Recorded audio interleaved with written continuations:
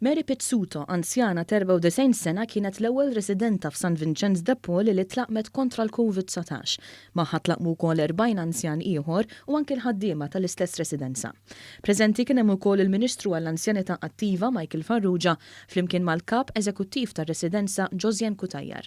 Matul din il-ġimgħa l-anzjani dak kollha illi jridu jitlaqmu se jkunu qegħdin jitlaqmu, il-ħaddiema, il-frontliners illi jaħdmu mal-anzjani se jkunu qegħdin jitlaqmu. Eventwalment imbagħad se nkunu qegħdin nagħmlu id-djar tal-anzjani mqasmin madwar Malta u Għawdex. Fis-7 ta' Jannar se jibdew jintbagħtu l-ewwel ittri lil persuni ta' aktar minn 85 sena biex jingħataw appuntament għat-tilqim. Il-ħadd li għadda Rachel Grek, infermiera li taħdem fit-taqsima tal-Mart Infettiv, kienet l-ewwel persuna f'Malta li ħadet it-tilqima. It-tilqima kontra l-COVID-19 bdiet tingħata wkoll f'Għawdex. Bl-ewwel persuna li tlaqmet kienet Felice Jancini, infermiera fit-taqsima tal-kura intensiva fl-Isptar Ġenerali ta' Għawdex.